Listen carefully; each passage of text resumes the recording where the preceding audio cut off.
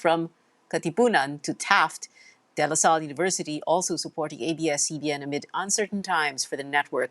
Last night, DLSU lit up its iconic 100-year-old Saint La Salle Hall that is visible from Taft Avenue to appeal to the NTC to grant provisional authority for the media giant to operate.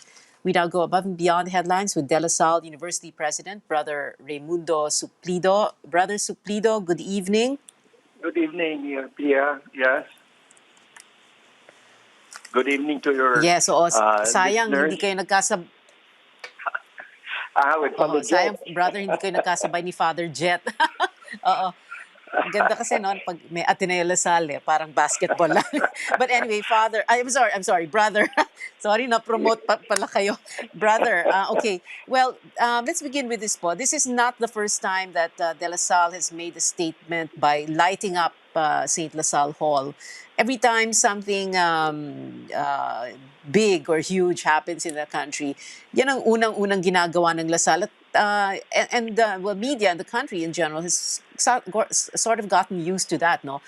Tell us why you did that. Yes. You lit the Saint La Salle Hall in the colors of ABS-CBN last night. Yes. When the news came out about the termination or the cease and desist order came out, we thought that was a blow against truth and freedom of information to the country. And also, of course, a disservice to the employees and those who work for ABS-CBN.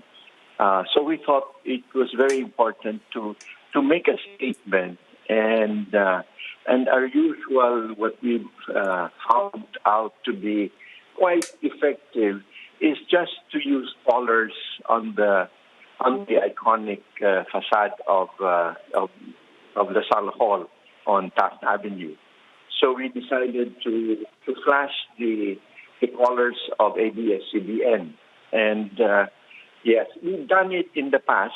In fact, before that, the colors were red because of the frontliners, the support we're giving to the frontliners against this COVID-19. So we switched to the colors of ABS-CBN to show our support and also to ask other Filipinos to support ABS-CBN in this particular issue.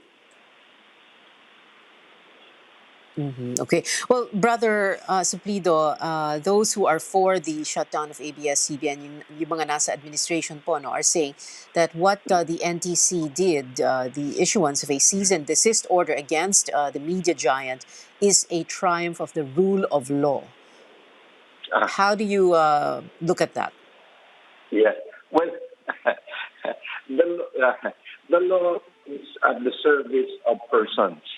And when it moves against freedom of information and also curtails the rights of the citizens to information, to truth, then we begin to question what is the other motivation behind the insistence on the legal aspect.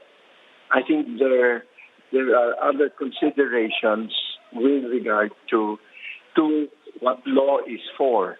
But I personally believe that law is at the service of humanity. It is supposed to promote life. It's supposed to promote truth. It's supposed to promote values. But in this case, that seems to be the opposite. We are pulling out of the equation a very important organization that supports or promotes truth in reporting what is happening in the country. And so does the law promote that, or does the law curtail that?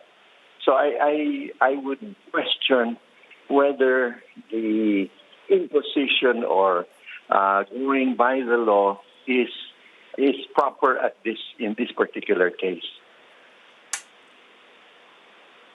Again, Brother Suplido, from the other side, their argument is that there are several violations of the franchise by ABS-CBN, and that is why the NTC is issuing this cease and desist order against it. And Yeah. well, Soljan Garida warned them against granting a provisional authority to ABS. What do you think of that? Well, I think this has been in process for a number of years, because I think ABS-CBN, as well as the other media organizations whose franchises were coming to a close, knew that they had to renew the franchise. And I think they were not taking it easy. I don't think they were taking it for granted. And I was following the steps that ABS-CBN was taking. And then I heard also assurances from NTC, assurances from the Congress about how the approval, or at least temporary approval of the franchise, seemed to have been confirmed. But then at the end, this is what came out. So it's hard to believe that our lawmakers, as well as our people in government, were saying one thing, and then at the very end, the reverse comes out. Again, that to me is a big disappointment. And of course, there's finger pointing on who is responsible. But I think in the end, it's the Filipino people who have been shortchanged in this important what do you call this, promotion or supply of truth for our country. Brother Raymundo Suplido, the University President of De La Salle, thank you very much for joining us this evening. And I was about to say, sana, one big fight. Kaya lang, Animo La Salle Animo pala. La Salle. Pasensya na po, atenista po kasi ako. Animo La Salle. Sige po, Brother Suplido, we hope to speak to you again. Thank you very much.